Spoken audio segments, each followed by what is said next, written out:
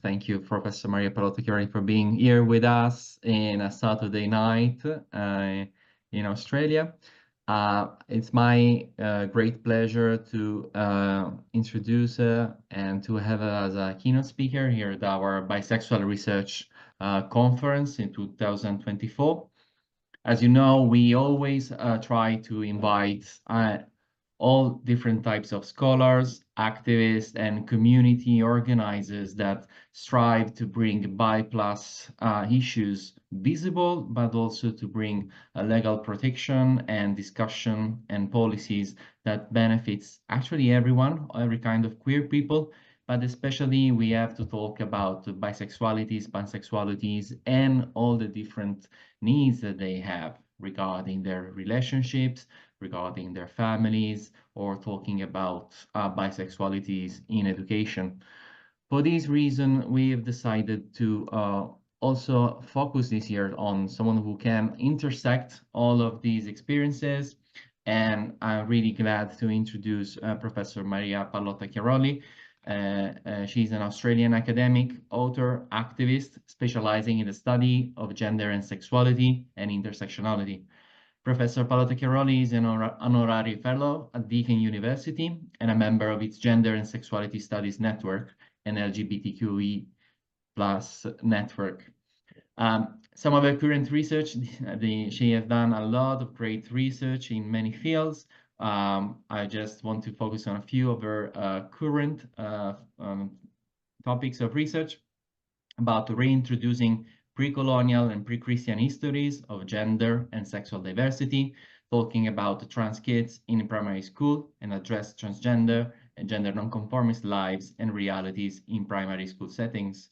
She also had done a lot of work from Australia together with Italian Association and Italian scholars by focusing on the needs of parents who have queer children, like AGEDO.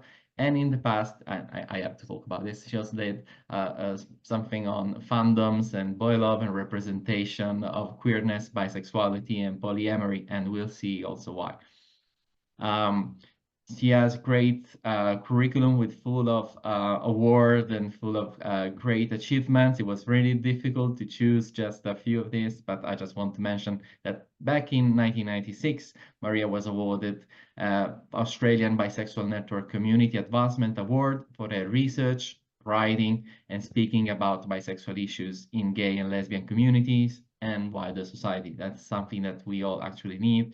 And I think it's a great example of what that this conversation we're having today, they have been started and bring forth by many people along our years.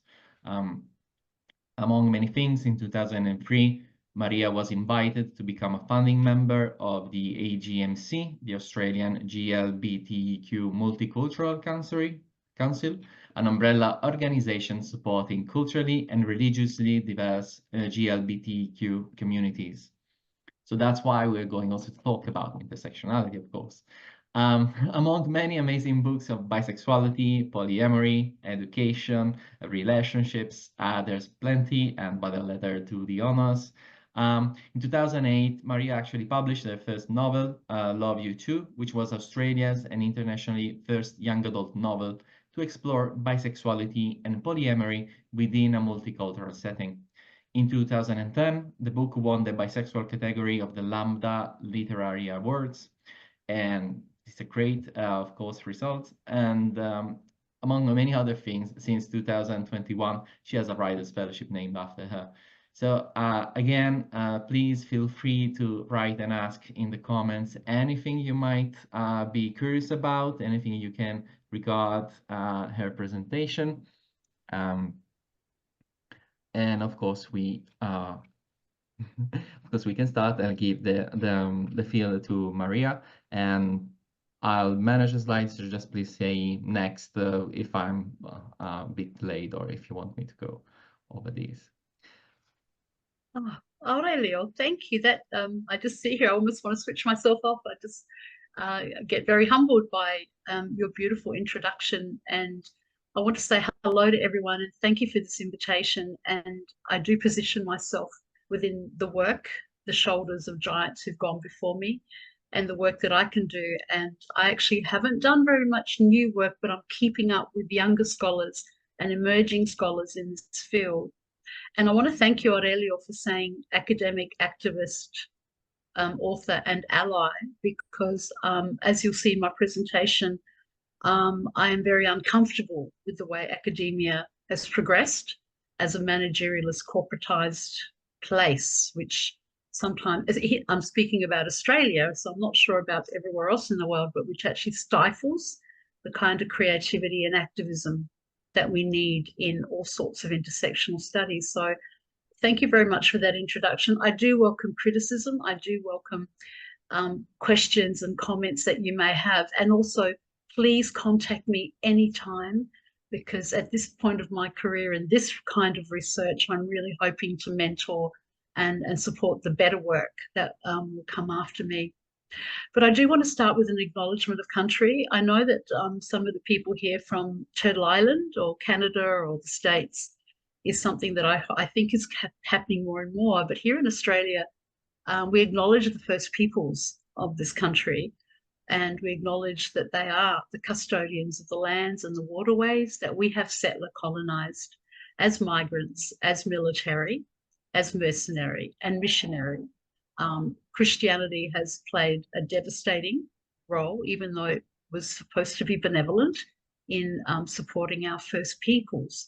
So I come from an Italian heritage background. So my parents were from Napoli, Campania area, where the Femminile, which is the third gender, were very prominent in the traditions of my Samnite people, the Sannio and Montevergine and the villages around Benevento. So my parents were the post-World War II migrants who settler colonized here. And they came into a white Australia, which taught them racism, but also with fascism in Italy.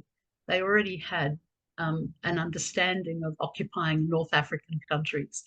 So that's something that's very important to us. And we acknowledge the leaders past, present and emerging. Currently, I'm living on Kaurna land. Tantania is the Kaurna name for Adelaide, but I did spend 30 years in Naarm, which is the Wurundjeri term for Melbourne. So that's a little bit of positionality of myself. Next slide, thank you.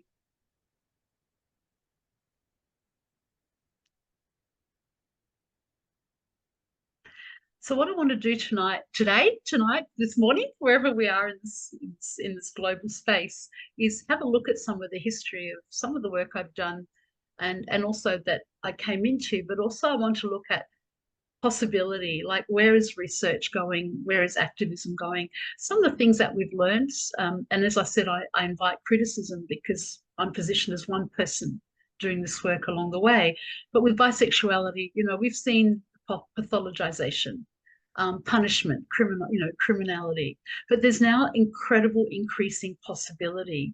And I do want to honor the European communities in polyamory studies, bisexuality studies. I'm thinking of people like in Portugal, Daniel Cardoso, Christian Klesser, German heritage, now working in Manchester in the UK. I mean, a lot of this early work has been done. And I've given 3 films there, or 3 media representations that really document the different ways that bisexuality has been seen. And the third one, Le Fate Ignorante, or The Ignorant Fairies, by amazing filmmaker, Ferzan Ozpetek, who's Turkish, Italian, I've forgotten now. But, that work really shows the possibility of intersectionality, diverse relationship structures, the significance and the positive representations, or the coming to an awareness of positive representations in bisexuality. That's who I am. That's my email address. As I said, please contact me anytime. Thanks, Aurelio.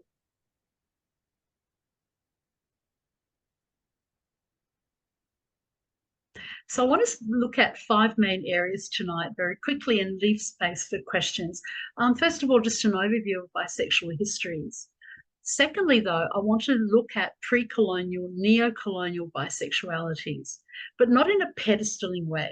This is not about saying, everything before Christianity or everything before colonization was perfect. That's just another form of racism, because human societies, human communities have got those complex interweavings of positives and problematics, but also want to look at neo-colonial, like what is happening, just have a think about, and this is where I'd love to see more research happening, which I haven't been able to do.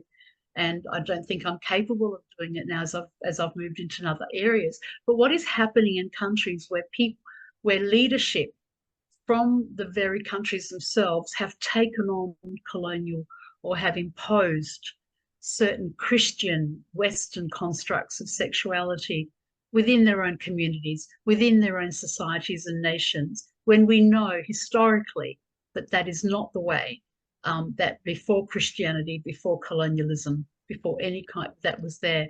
Please note, I also want to dispute and contest the use of the word post-colonial.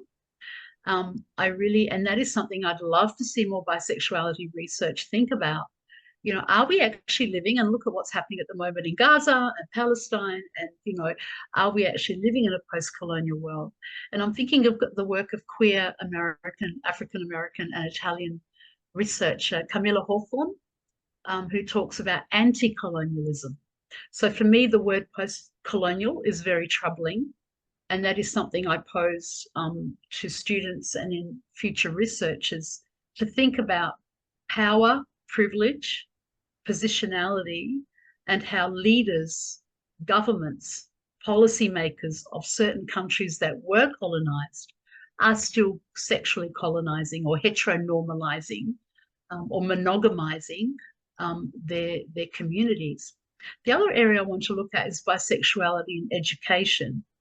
There is still so much more to do, and education in the broader sense. You know, I'm thinking about from early childhood all the way through to university research. Thank you, Aurelio. Camilla Hawthorne's work is brilliant in contesting this whole notion of post-colonial, and came to present at the Italian conference, given her African-American Italian heritage and really looking at Black Italians and queerness. Also bisexuality in parenting and relationships. I did a certain amount, but there is so much more to do that myself as an ally and my position was only able to do. And I just am loving the amount of work that keeps coming out, the amount of critique, and the critique of my work, please. There's so many absences that I wasn't able to achieve. But I also want to touch on decolonizing. Not just decolonizing knowledge and facts, but I really want to think about how do we decolonize our research practices, given that some of us are caught within colonial university structures, academic structures. So I'll just provide, I guess, a few things that I learned along the way that I'm now contributing to my recent work, Mobs and Works, or Mobs and Wogs, First Peoples and Relationships with Southern Europeans. Thanks, Aurelio. And I really am interested in, throughout all of those areas, I've always been drawn to the work of B.J. Epstein, who produced a wonderful article in our 2014 collection that I was asked to edit in the Journal of Bisexuality. Love that journal. That journal has been like my go-to throughout my research. And they talked about the case of missing bisexuals. And I think about these two theories in the way that bisexuality has been omitted, erased, denied, but the significance of representation. But what kinds of representations? So I think of cultivation theory. And this, of course, I'm coming from a sociological perspective, but exposure over a prolonged period of time to certain portrayals of reality will lead to perceptions of reality that are consistent with those portrayals. So when we think about some of the media representations, some of the early films, some of the ways that bisexuality, especially bisexual women, but also bisexual cisgendered men have been represented, leads to these stereotypes which perpetuate a lack of policy, a lack of health and well-being. The other one is Bandura's social cognitive theory. Individuals will observe portrayals. We look for representation so that to see how we behave, to see if the behaviors are attractive, powerful, and popular, or if the outcomes of certain behaviors and ways of being in the world are not appealing or have negative outcomes. So part of the erasure or missing bisexuality, bisexuals, as B.J. Epstein said, is because of these theoretical framings. You know, what do young people want to see? Where's the language? How has language evolved around bisexuality. And I think of that term that B.J. Epstein talked about. They talked about mirrors and windows.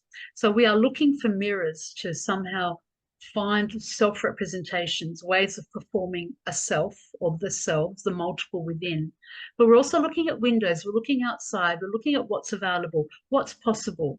So I don't believe in this, this kind of, oh, dare I be, and I'm very problematic maybe for some people, but this idea that you can be anything, that you can do anything.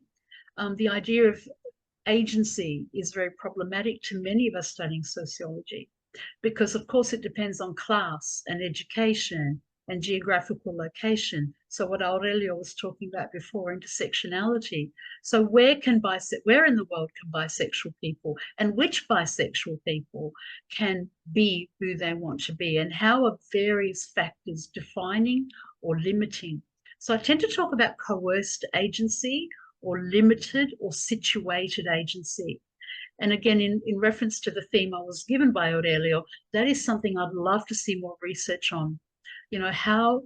What is agency in relation to bisexuality as identity, as community, and as research and policy? And to what level is agency coerced, situated, but also limited in certain ways, rather than this, you can be whatever you want to be. Very white, middle class, hetero, powerful, privileged way of seeing agency. Thanks, Aurelio. And by the way, I was sorry, there I go. I forgot my own novel. Guess what I would? It did only take me 8 years to write. I'm not a very good novelist, but In Love You Too was my attempt to present these theories in a very accessible way, and that hinges on my understanding of decolonizing, that our research is not just to write for each other as academics, but it's to make our work accessible. And I guess my positionality is coming from a working class migrant background, where I had no English when I started school in Australia and was subjected to lots of classism and racism back then, in the 60s. It was about, okay, how do I write a novel? And everywhere I went, I had bi parents, polyamorous parents. I had teachers saying, we need materials that have positive representations of bisexual men, that have positive representations of polyamory, but also show these communities and people as not just white, as diverse cultures, diverse faiths, which is Australia, which is many of our countries. How did I tried too much. I tried to put too much into one novel. But that was a novel that came out of wanting young people to have access to things that would be about their parents, that would be about their families, that maybe not have been talked about as much. Thanks now, Aurelio.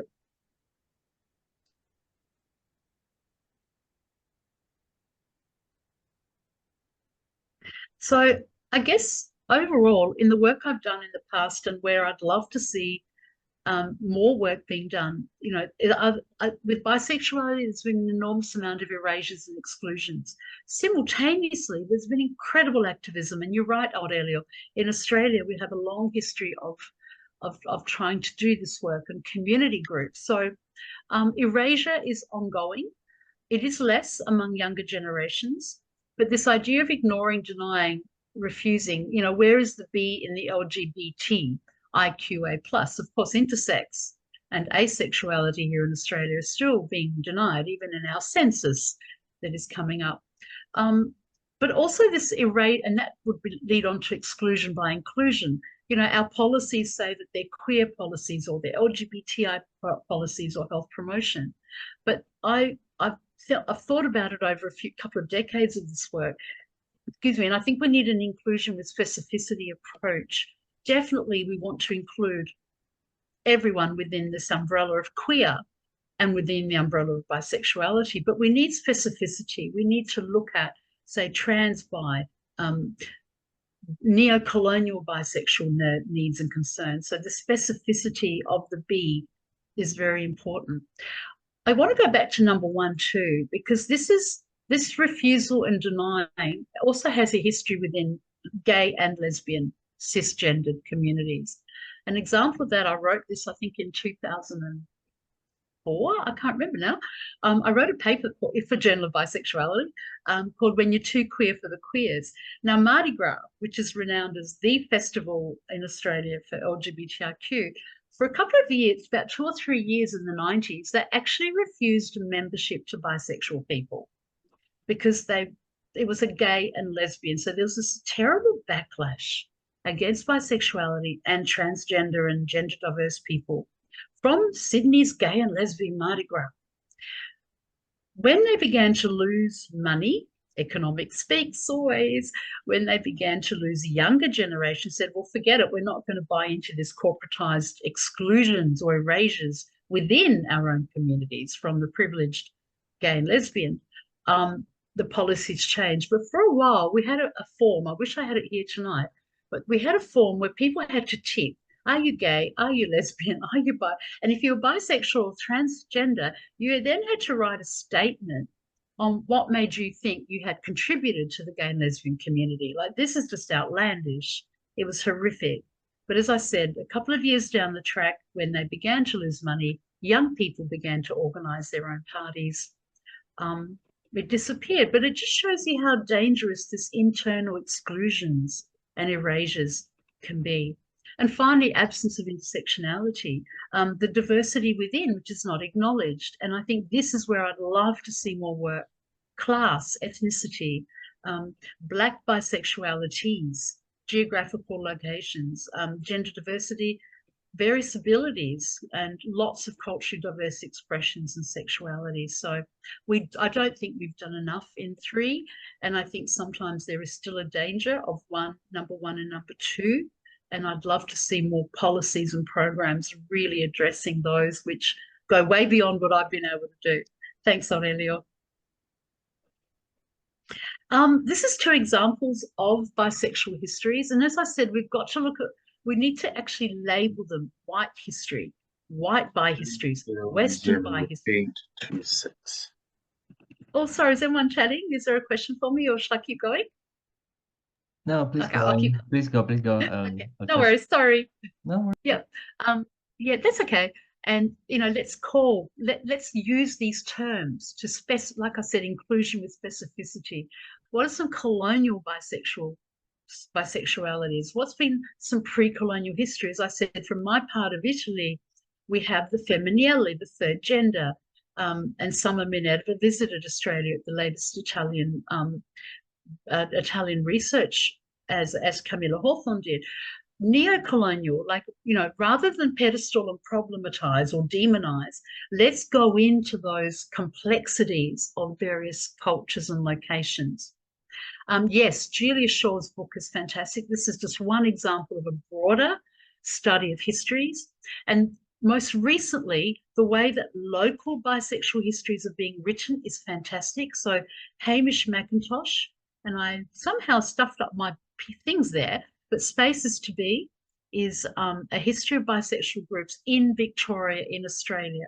So that's that specificity that I think is, thank you, Aurelio, is really important, that we actually have global, broader histories, but all of us live in specific zones, specific geographies, and can actually do the research and see, and especially around the HIV/AIDS epidemic, the terrible bisexual men as vectors into the straight community. We need more work around that. Thank you, Aurelio. We can move on now. Thanks for trying to fix my slide. Oh, it seems to have shifted from when I sent it, but that's okay. These things happen with all our different systems. So this is just a list of when I was doing border sexualities, border families in schools. And again, shout out to Jim Sears, Professor James T. Sears, who's been so pivotal in a lot of this work. It's okay, Aurelio, we can move on to the next one because I'll talk about them anyway. But I just wanted to just go back up a bit. Don't show this interesting slide yet. Here we are. This is it. So with border sexualities, that's okay, Aurelio, no problem. I mean, I've given you the hard task of keeping up with me, and my slides seem to have moved, crossing the oceans or the air. So when I was doing border sexualities, border families in schools in the US and Australia, speaking to young people was the best. And I'll never forget young people like Wendy, who'd grown up in a bisexual polyamorous family. And she was hearing me, have this interview with her family. And she just was eye rolling, as gorgeous 15-year-olds do. And she just said, and I said, what do you think of these conversations we're having around, your dinner table? And she said, oh, look, the world isn't, homosexual or heterosexual. It's lots of sexuals. And I love that, lots of sexuals. And I said, can I reference you in this book? And I guess I love that. What is lots of sexuals? How does that actually go beyond? Because there are younger generations now critiquing bisexuality. And I think that's really important too. But these are some of the issues that I would love to see more work on. The problem, and in this book, these 5 issues kept coming up. Problematization, that all bisexual relationships or bisexual families are going to be, or parenting is going to be negative. The pathologization, of course, gradually moving away. At the moment, we are just trying to legislate against conversion practices. And where bisexuality has not been researched enough is the way some religious groups, whether they're Christian, Jewish, Muslim, any religious group, they will often say, well, if you're bisexual, then you should be able to go straight. You've got the choice. You don't have to do the same sex part of you, etc. So in our conversion practices at the moment in Australia, we're trying to legislate against them in all states. But it's interesting, even there, bisexuality is hardly getting a look in. And it's being used to say, well, if you're bi, go straight. Shouldn't be a problem. Don't choose a same-sex partner or a trans partner. Criminalization, of course, that is mostly, we're trying to criminalize conversion practices.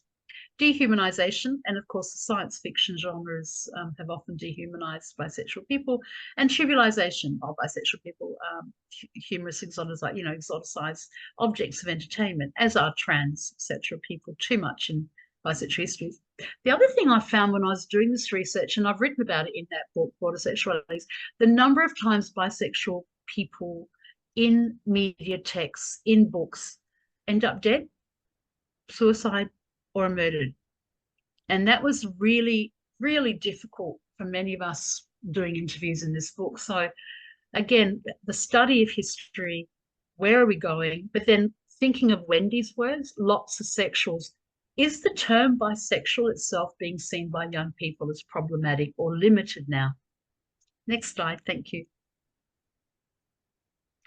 And the next issue that I do want to talk about, and I love Eva Cantarella's early work, Bisexuality in the Ancient World, is again this pre-colonial. Often we talk about queer, pre-colonial histories, gay histories, lesbian histories, but we don't have enough knowledge yet of what we now would call bisexual pre-colonial histories. So when I was doing the book with Sada Lubovitz, an amazing co-worker who is married to a bisexual man, and has children with him, when we were doing women in relationships with bisexual men, I came across the front cover, which is in the National Gallery of Victoria here in Australia. It's by Edward Burne-Jones from colonial UK, 1886. He calls it the Garden of Pan. And I got permission to put it on the cover from the National Gallery. It's called the Garden of Pan, but I was fascinated because you've got these two seemingly male figures, and there's a seemingly female figure, and it really captured what a lot of the women in the book were saying. Is she encouraging her partner to have a relationship or be attracted to Pan, which is this character with the flute? Please note the flute. Or is she trying to hold him back? Or is she desiring both of those men? So there was this really interesting complexity in this colonial piece of painting, this portrait, and it's publicly available.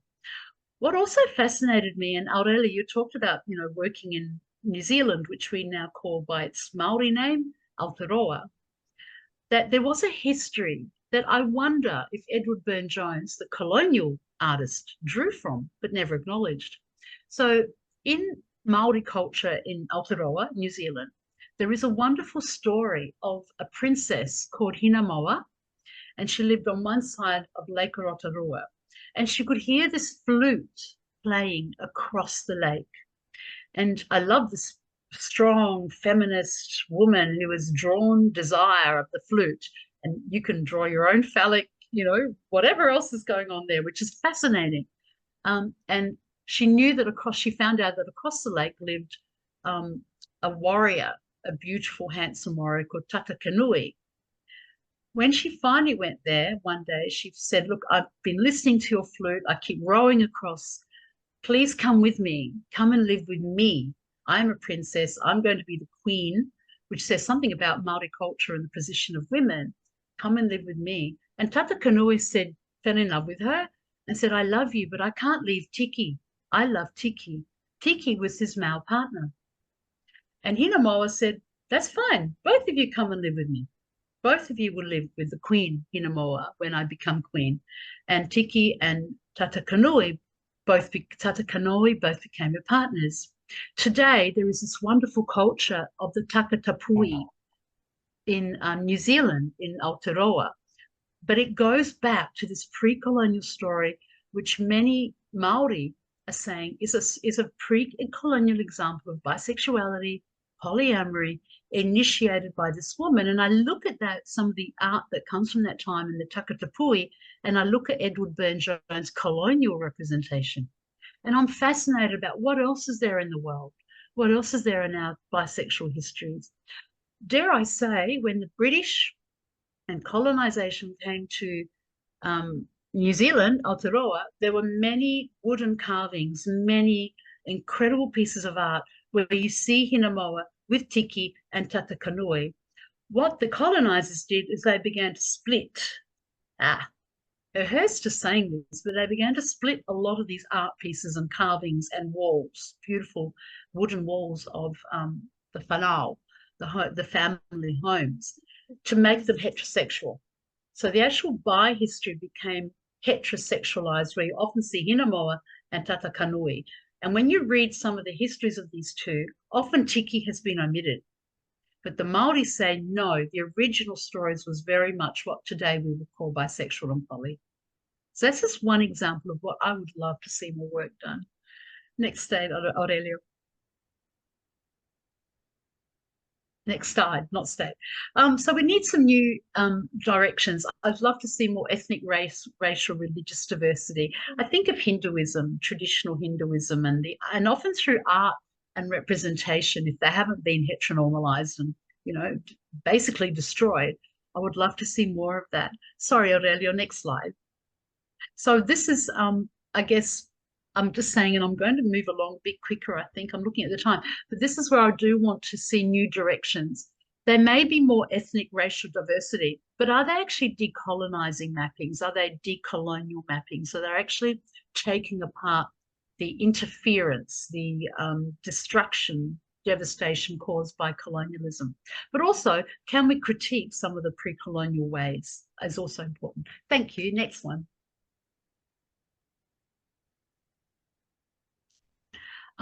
This is one example of a film I absolutely love, and it's sad because it's so queer. It's based in a non-white, non-Western country. It's called Me, You, Them, but it's one example of, we're talking about, it's a Brazilian film. It's a true story of a woman with 3 male partners and 4 children. And they're not in some glamorous Hollywood, sensationalized, white privileged culture. They're actually living in a drought-ridden rural area where the whole family is needed to survive. So she is a strong woman with her 3 male partners, their 4 children, and it just strips away the glamorization of bisexuality or the fetishization. This is a family that really, it's based in poverty, love, sensuality, negotiation. And this is an example of what I would love to see more research explore. I would love to see, where is classism? Where is non-white, non-Western, I guess not very evident examples of how bisexuality and polyamory lived. Thank you. Next slide. And this is a great example of the journal. Again, I keep referring to the Journal of Bisexuality. First of all, shout out to Margaret Robinson. first people from Canada, first person from Canada, who in 2014 in the book that I in the Journal of Bisexuality I edited wrote about bi Indigenous. But I think this special section is fantastic, and again, I would love to see more of this. And Aurelio, look, you're there, which is which is beautiful. Like, let's look at research that goes beyond the US, beyond Canada, beyond Australia, that looks at the intersections within. So more of this, please, is really needed, especially by Indigenous cultures. Thank you. Next slide. And again, just to, this is what where Margaret Robinson works appears, and there were some great writers in this, and work from so many countries, but again, it's very limited.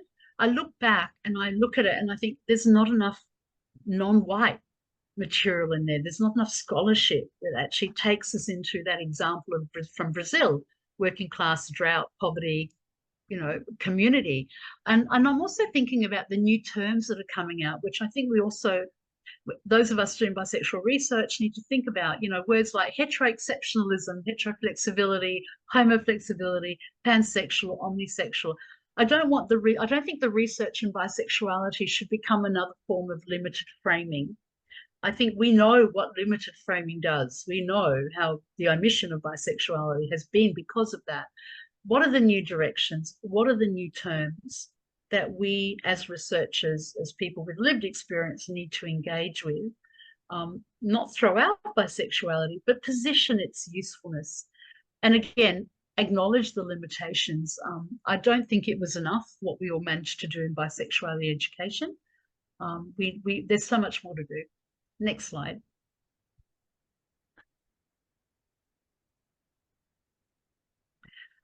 Yeah, and again, just a little bit more focus.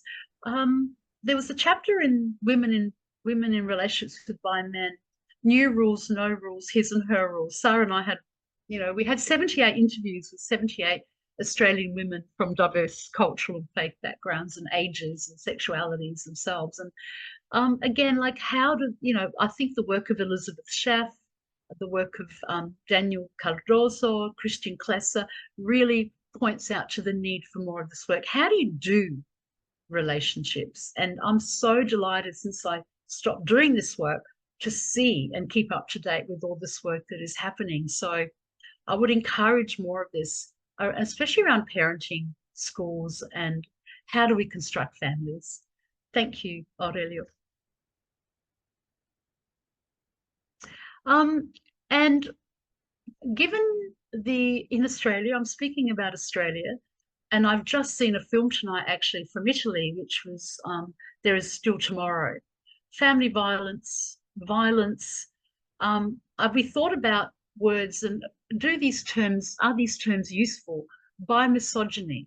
Again, we had some women saying once they'd been in a relationship with a bisexual man, they'd never want to be in a relationship with a heterosexual man, cisgendered man, because bisexual men, they said, came with a much greater sensitivity, sensuality, reciprocity, equality in relationships and parenting, etc. And we called that bimasculinities. However, we also found that there were men who were bisexual, but they perpetuated heteropatriarchy, they perpetuated misogyny. And again, here we go into the intersectionality. So we had stories from women who were forced in certain cultures to marry a man who would then bring his male, he would marry her to present the public performance of heterosexual relationship. But he would, this is a couple of examples we had here, he would move in his male partner from another country, and the woman became the domestic servant to both of them, and she had no recourse.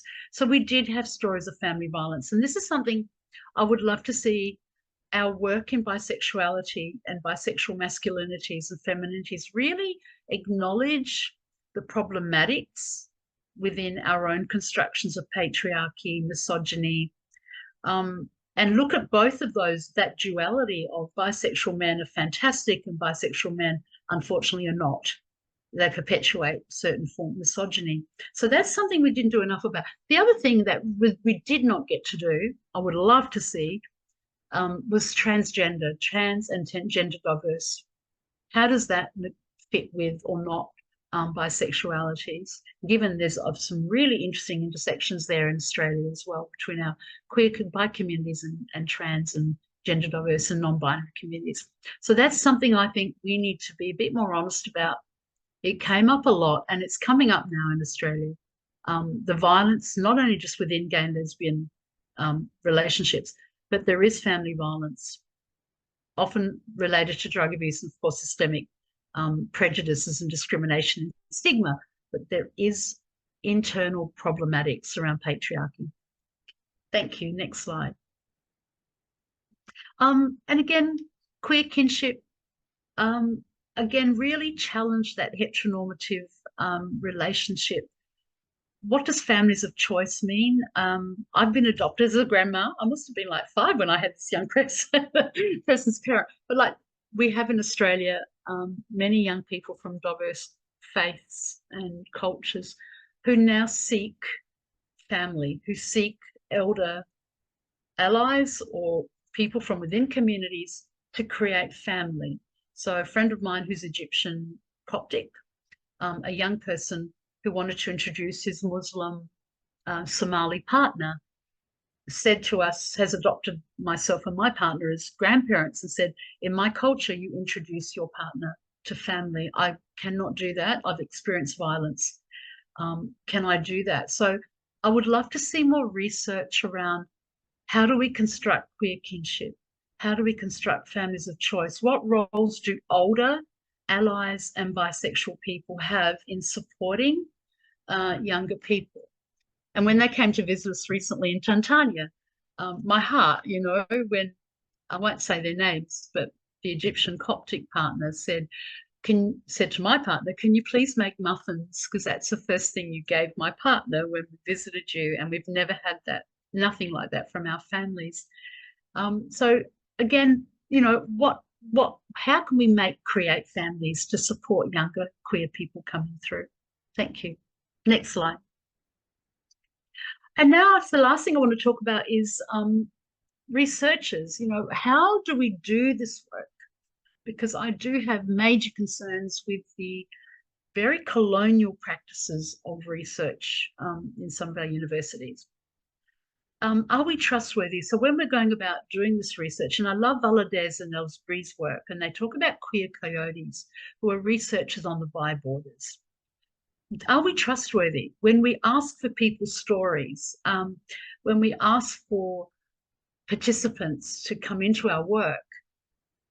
Do we provide a safe space? Do we provide places where they can tell their story? Are we already informed? Have we already done the hard work, gone in and found out about what is going on? What's the lay of the land, I guess?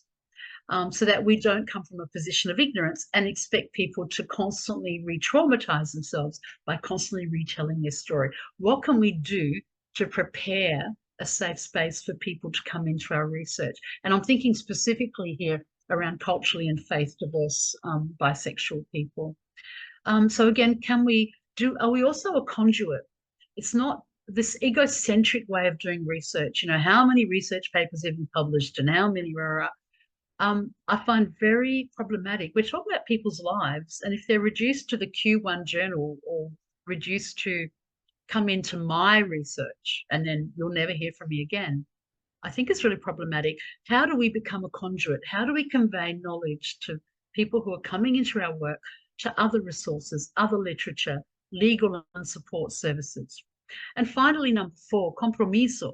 Do we have a real commitment, sincere commitment to social justice for participants, but for all groups? And the next slide, thanks, Aurelio, I'll talk about what I mean by that a bit more. And one of our Aotearoan, again, Māori researchers, Linda Tuiwai-Smith, in 1999 said these are the ways that we work with people, especially people who've already been multiply marginalised. We need to make our work accessible. Sure, we can write a journal article, we can write a mental health report, but we also need to write in ways that the communities themselves can access and make our work public, make our work out there. Do we make sure that they understand they have the right to speak about, support, or criticise the work publicly?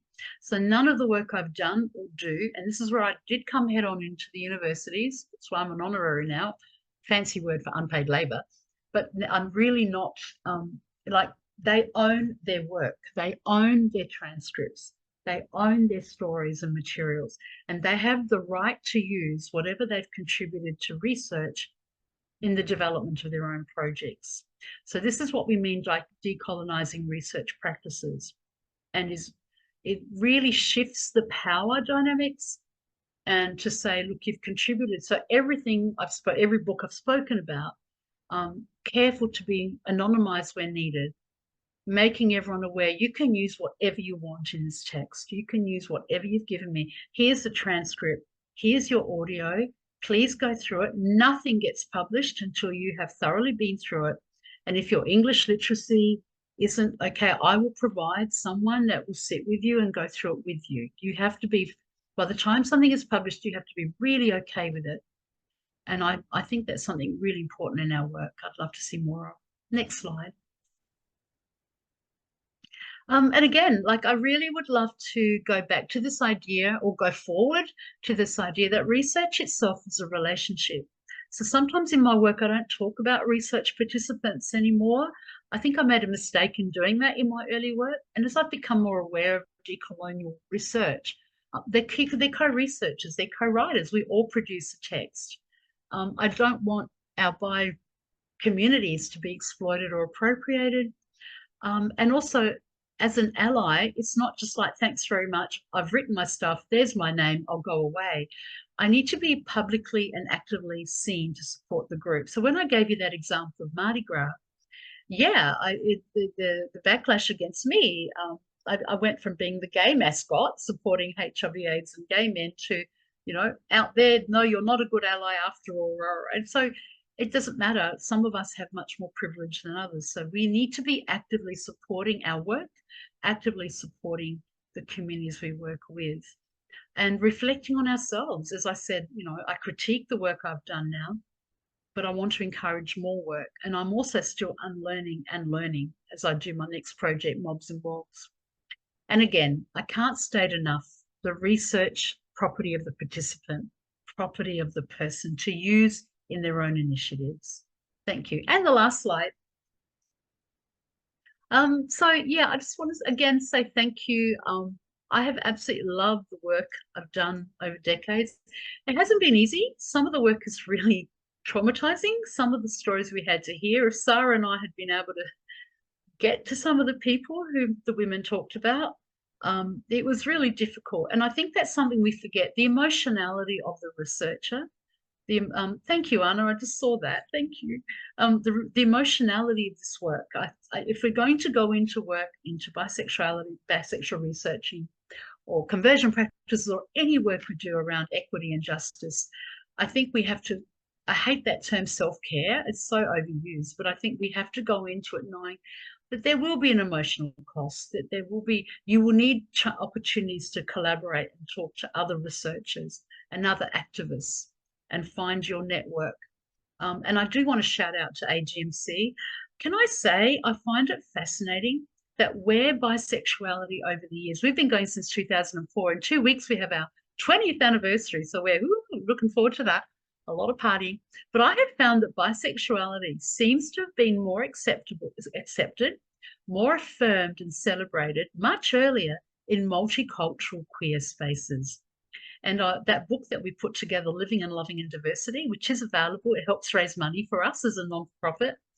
There are bi, queer, multicultural voices in there and stories in there.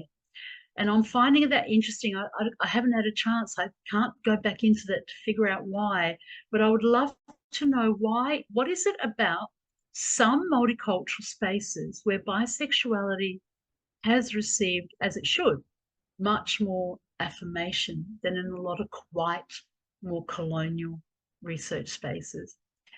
Thank you, Aurelio. I'll stop there, and I don't know how much time we've got left, but you'll let me know. And any questions and critiques? No, actually, we still have 15 minutes for any Yay! calls to questions and debate, everybody, before our break. And So thank you, Maria, for this amazing presentation. There have been so many inspiring words and thoughts. I have so many questions myself, but I'll Yeah. try to restrain myself.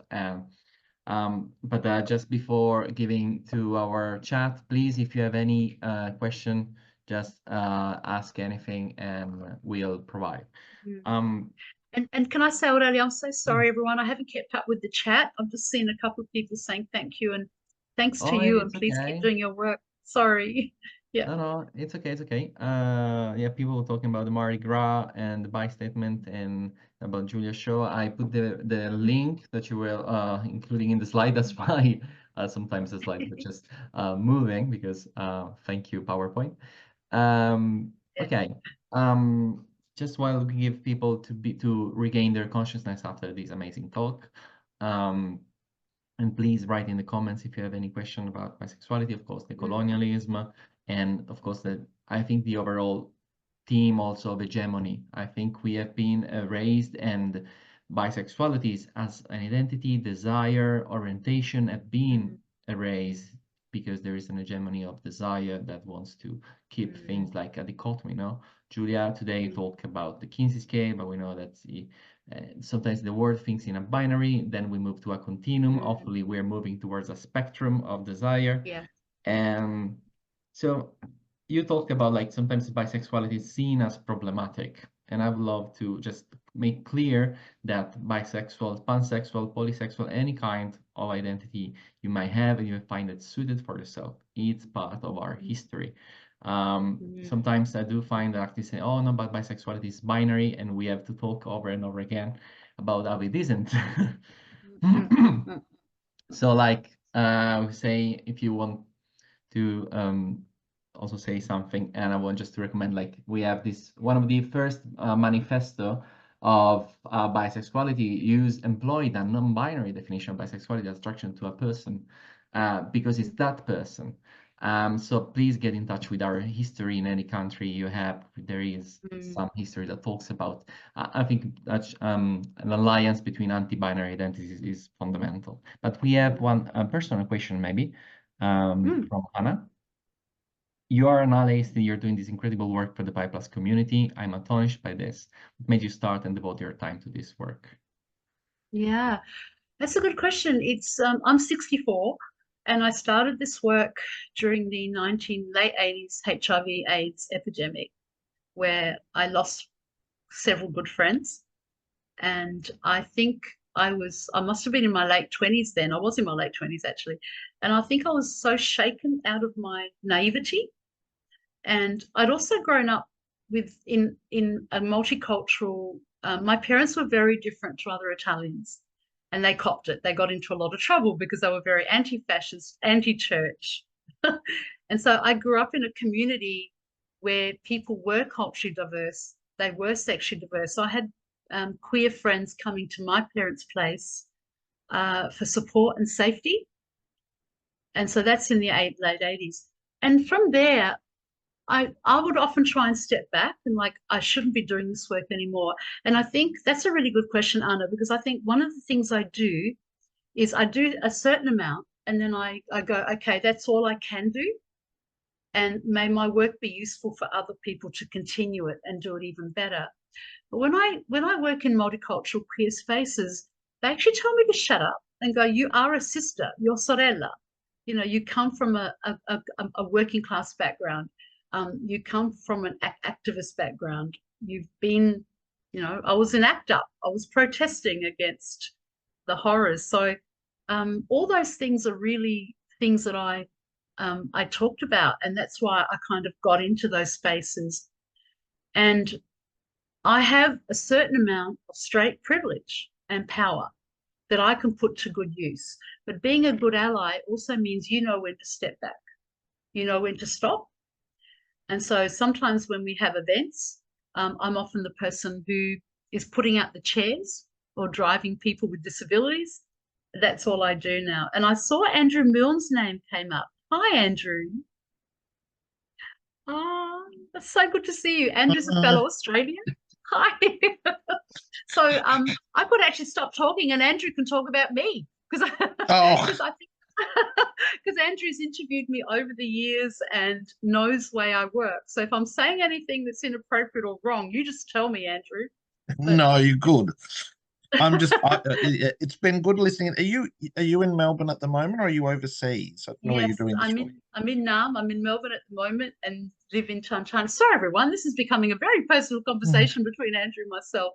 But what I think is really, you just go, and Andrew, please contact me afterwards. It'd be great to see you. I'm going to be at the Gaza Palestine conference Monday. But I think there is a place for allies, but allies need to know their place. Mm-hmm. So often, my idea is, okay, how do I put my privilege and power to good use? And then how do I step away? But like Aurelio did, if you invite me in, I will come in and I will support and mentor. But I also, and with AGMC, I keep saying I don't want to be on committee anymore. They keep saying there is a place for a token straightie. There is a place for a token straight person. So I love being the token straight person. I don't know if that's answered your question, Anna, but I think it came from in the late 20s, being at the bedsides of a lot of young gay male friends dying with no family, and nurses not even wanting to give them food because of disease. I've written all about that actually in Someone You Know, and that raises money for the Bobby Goldsmith. And I think that so affected me that I made a commitment to my best friend, John, that before he died, he said, get out there and tell everyone about Someone You Know. And I guess I keep doing that. But as I said, I love younger people, emerging scholars coming forward and doing it better than me. I do less and less because there are more and more people with lived experience who are doing more and more. And I love that. Plus, I'm 64 and I have 2 glasses of wine and my brain seems to not hold up very long. Thank you, Maria. I think it's very important to support each other. And I think also to support between scholars, like now there's a lot of more transgender and non-binary scholars doing a PhD, at least even in Italy, but also abroad. And I think it's really important just to give the field, to support a growing field of scholarship. And I think it's also important to remember, since we're talking about Gaza, occupied Palestine colonization, I do always think about Shiri Eisner's work and how we should not surrender to the Davidian Impera logic of, oh, we should talk only about transgender stuff, only about bisexual stuff, only about gay and lesbian stuff. No, there's enough space for everybody, and we should ally together. And of course, engage in the discourse of, historic troubles. Some communities have erased or are not doing enough for other marginalized and non-binary communities, and we have to talk about this. And we have to engage and talk about the different prejudices that we have in each other's community. There's aspect aromantic and aromantic and asexual people that we have to engage in, which they might look straight. We might have some straight passing, but there's many forms of queerness that we have to think about. The important thing is that we are cooperating to dismantling the norm, I think, by also addressing our own privileges. And okay, thank you, everyone. I think, well, we still have 2 minutes for any last minute, but I would want to and wish to thank you, Professor Maria Pallotta Chiarolli, for finding the time to be here and during a Saturday night while doing their activist work. And thank you, everybody. We're going to have a break right now for the conference, and then we'll reprise soon. If anybody wants to check in with the calendar under them, that would be good. Can I thank you, Aurelio? Can I thank everyone here tonight? Please continue your work. If I can be of use, please let me know. When you said transgender, I think, where, Julie Peters, just one example, Julie Peters is one of my PhD students who wrote the first trans feminist autoethnography in Australia. I'm no longer needed in that space, the ally stuff isn't needed. But Aurelio, your point that we can't just choose one social justice issue. It's all of them. It's all interconnected. There's a lot of bipolitics books and histories also about bisexuality, and there's a book in 2004, Bisexuality and Transgenderism, if you want to know. I always love to read my bisexual politics book by Naomi Tucker, 1995. So it's a long time ago, but it's always important. And I think so. It's like we have these non-binary identities and desires and performances and genders, and of course they are interconnected.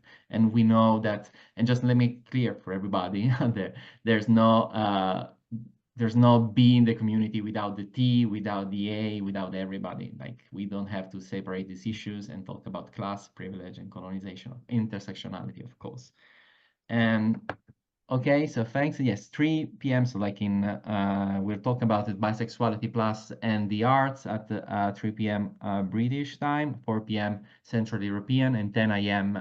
Eastern time, I think, ET.